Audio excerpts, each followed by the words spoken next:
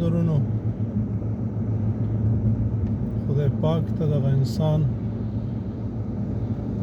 ډېر ګران دی، ځکه خدای پاک چې کله د انسان دې نړۍ ته رالیږه د دې نه مخکې ورته دا کائنات تیار کړ او بیا یې ورته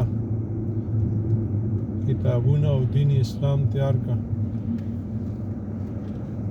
او بیا ورته 1,40,000 کم و زیات انبیا راولېږل چې دوی لار غلطه نه کړي او په نړۍ کې څومره چې خوندونه او څومره چې رنګونه او څومره چې مزې دي دوی ته یې ورکړې، څه چې حلال دي په هغې کې خوند دی او څه چې حرام دي هغه د انسان د وجدان او د انسان د فطرت او د انسان د صحت لپاره بد دي. څوک چې شرم لري حیا لري ولې هغه په انسان کې اچولي دي نو دغه بد شیان ورته حرام کړل. نو عزیزانو کوم چې حرام دي د هغې نه ځانونه وساتئ، کوم چې حلال دي هغه ټول عبادت دی.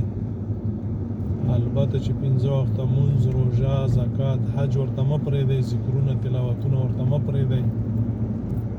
د پنجاب کار مه کوئ چې په لوټونو باندې لیکلي دي چې حلال رزق ګټل عبادت دی، بیا هغوی ورته مونځونه او روژې هم پرېښي، بس څه چې ګټي حرامي او حلالي وي دا عبادت دی. عزیزانو ځانونه مه تېر باسئ، خدای هسې هم نشئ تېرېستی. څوک چې د خدای د تېرېستلو کوښښ کوي خدای پاک هغه په مرض کې او په رنځ کې اخته کوي چې هغه رنځ زیاتېږي تر څو دا دوزخ ته بوځي.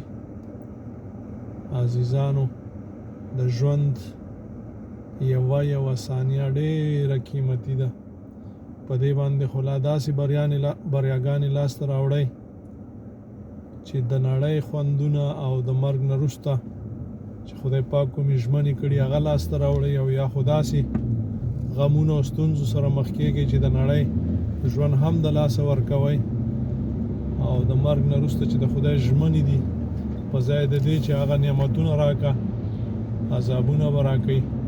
دا په څه شي باندې؟ دا د دې نړۍ په دغه یو ثانیه باندې، په یو ورځ باندې، په یوې اونۍ باندې، په یوه میاشت باندې، په یوه کال باندې او په دغه ژوند باندې دي.